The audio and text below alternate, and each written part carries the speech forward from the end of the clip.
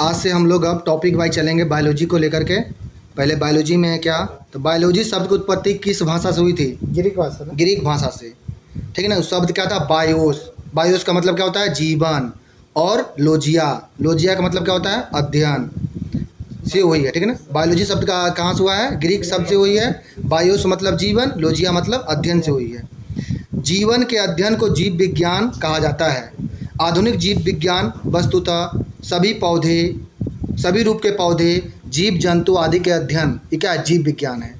आगे, जीव विज्ञान को विज्ञान की एक शाखा के रूप में स्थापित करने का श्रेय कौन था? अरस्तु को हो जाता है। इसलिए अरस्तु को ही हम लोग क्या कहते हैं? फादर ऑफ बायोलॉजी कहते हैं। ठीक है ना, पिता। जीवधारियों के अध्ययन के लिए बायोलॉजी शब्द का प्रयोग सबसे पहले कौन किया? लैमार्क और टेविलियनस ने किया था। कब किया था? 1801 में। चलो आगे। जीव विज्ञान क्या है? जीव जंतु के वैज्ञानिक अध्ययन के रूप में जीव विज्ञान हाल ही में विकसित हुआ है, अभी मतलब कि कुछ वर्षों में। दरअसल कोई भी जीव एक जीवित कोशिका होता है जो उच्च रूप से संगठित होता है। कोशिका से बन के ही कोई भी जीव बनता है। ठीक है ना। फिर आगे, जीवधारियों के उद्भव एवं विकास के प्रश्न ने मानव मस्तिष्क को सदा ही उद्वेलित किया है। ठीक है ना। जैसे जीव विज्ञान में एक अध्ययन करेंगे जीव के बारे में, जीवित वस्तु जितना भी है उसका अध्ययन जीव विज्ञान में करेंगे। बहुत अधिक होते हैं क्या? जैविक आदेश, उसमें बहुत सारे कोशिका होंगे। ठीक है ना, उसी का अध्ययन करेंगे। अब क्या होगा? अच्छा, पिरामिड आएगा ना। हाँ, जीवन का पिरामिड क्या होता है?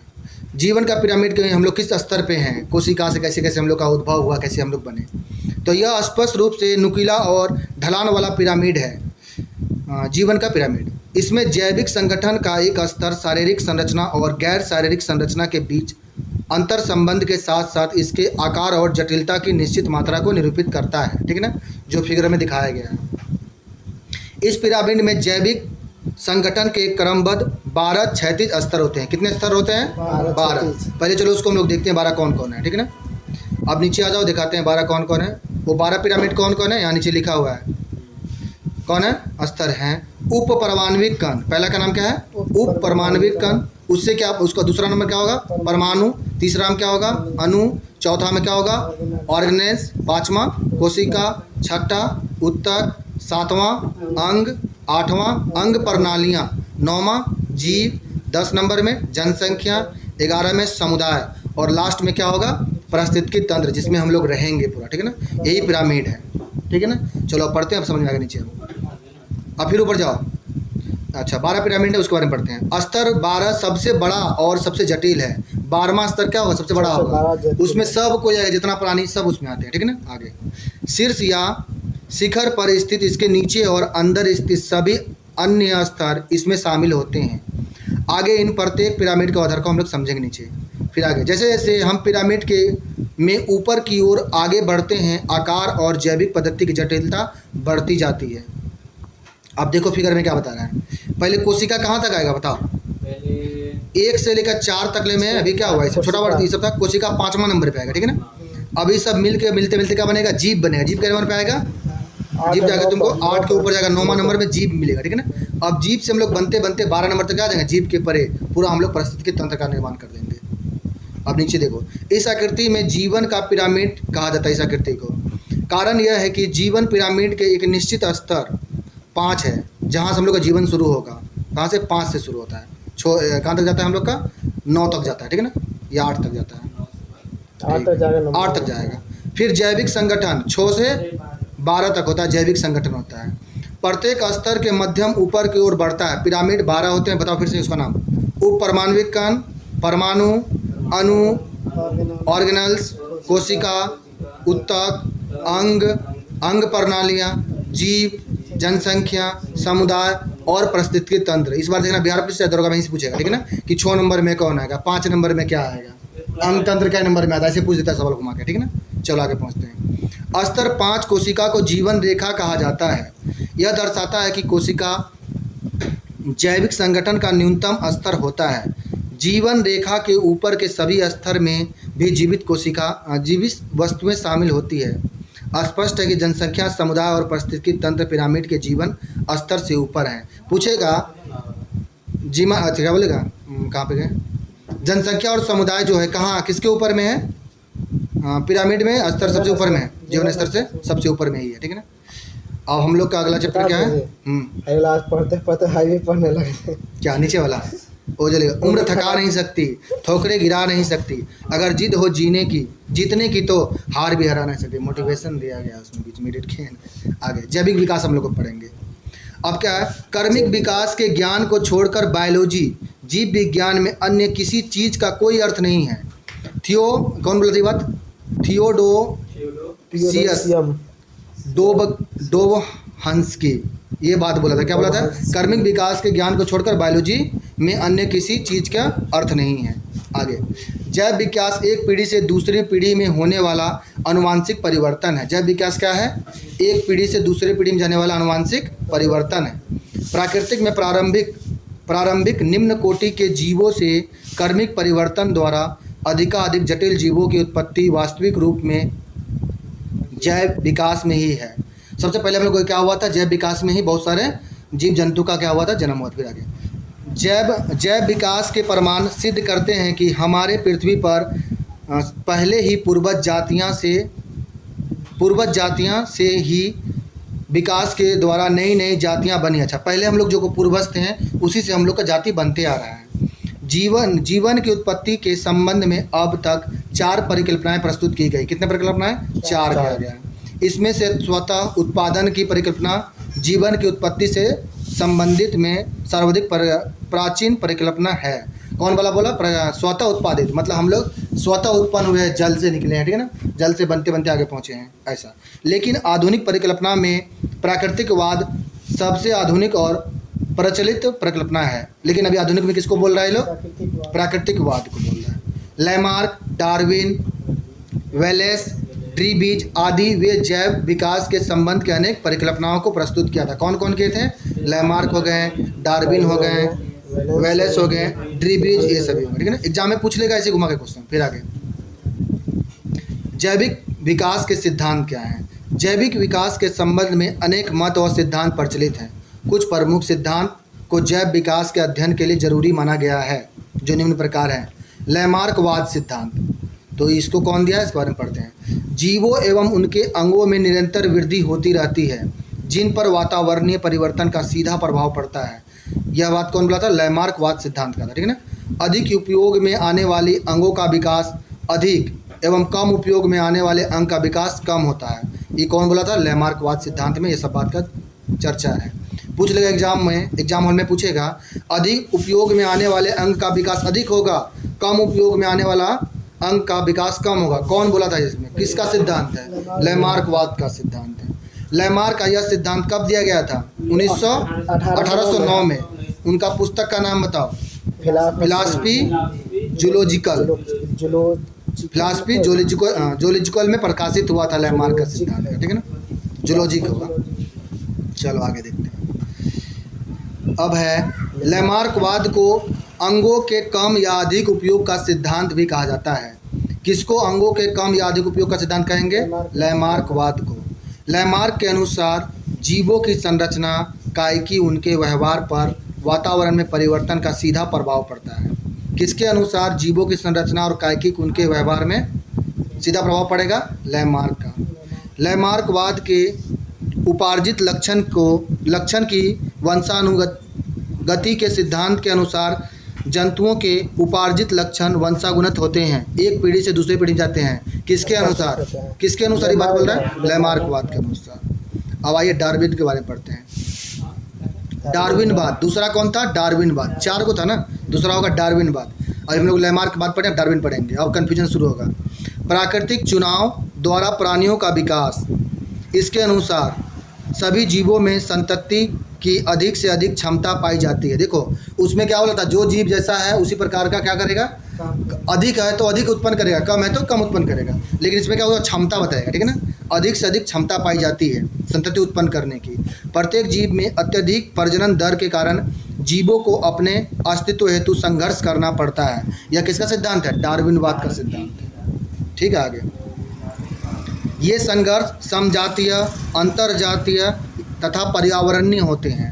तो डार्विनवाद में एक ऐसा आता है, सब आता, समजातीय आएगा, अंतरजातीय आएगा, पर्यावरणीय आएगा, ठीक है ना। दो समजातीय जीव आपस में बिल्कुल समान नहीं होते हैं, ऐसा विभिन्न उनके जनकों से वंशानुगत क्रम से मिलता है। जैसे कि कुत्ता का देख लो और बिल्ली को देख लो, ठीक है ना, उसका अलग अलग जनक है ना। कुत्ता अलग अलग जंतु से उसका होते जा रहा है और बिल्ली का अलग हो रहा है, फिर आगे उसी प्रकार। डार्विन को प्राकृतिकवाद चयनवाद भी कहा जाता है, ठीक है ना। पूछ लेगा थ्योरी ऑफ नेचुरल सिलेक्शन किसको कहेंगे? डार्विनवाद को कहेंगे। चलो ठीक है। अब अगला क्या है? न्यू डार्विनवाद। इसे उत्परिवर्तन सिद्धांत के रूप में भी जाना जाता है, जिसे हेरोड के क्या है हॉलैंड के ह्यूगो डी ब्रिज ने 1901 में प्रस्तुत किया था। अच्छा बताओ, उत्परिवर्तन सिद्धांत कौन दिया था? ह्यूगो डी ब्रिज ने। कब दिया था? 1901 में प्रस्तुत किया था। नव डार्विनवाद को आधुनिक संश्लेषित परिकल्पना भी कहते हैं। नव डार्विनवाद को क्या कहेंगे? आधुनिक संश्लेषित परिकल्पना भी कहेंगे। इंग्लिश में मॉडर्न सिंथेटिक्स थ्योरी कहेंगे।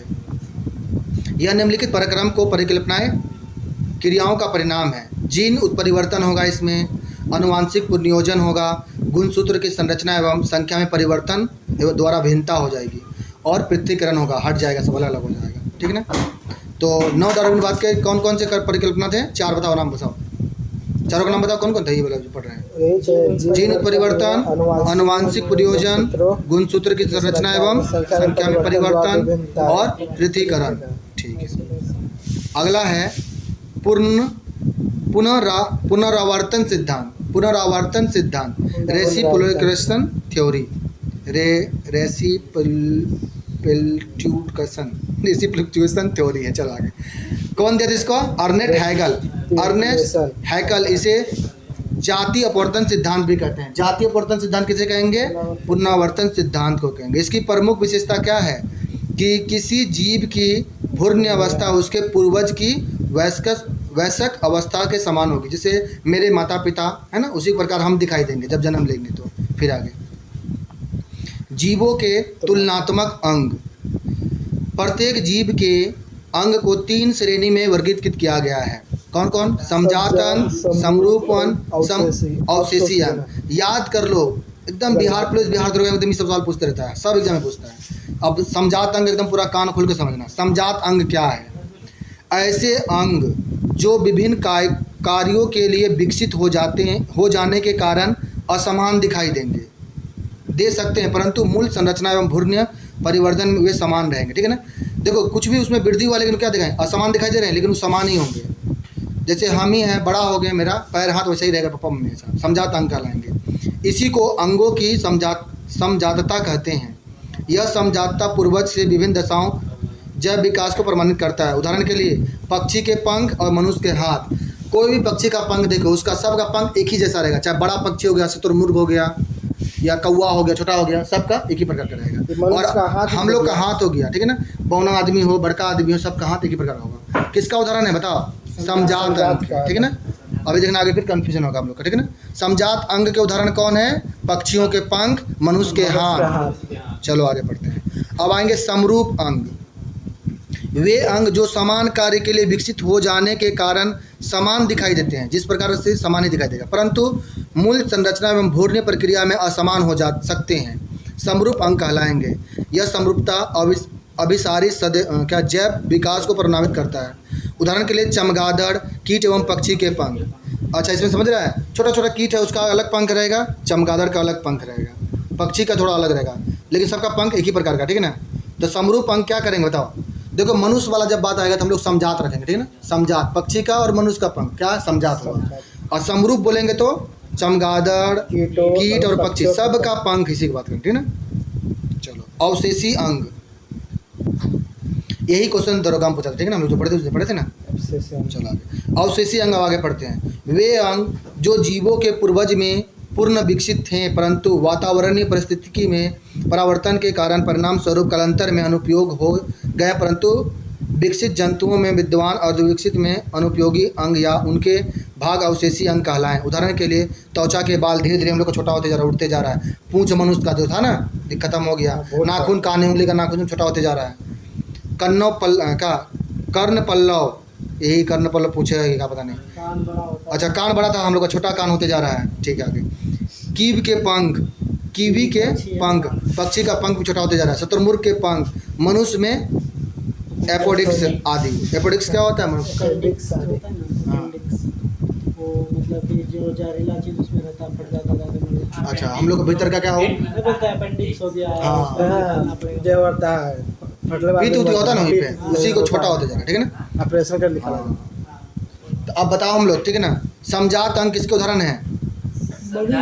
के हाथ, पक्षी के पंख, समरूप अंग, सभी पक्षी चमगादड़ कीट है ना।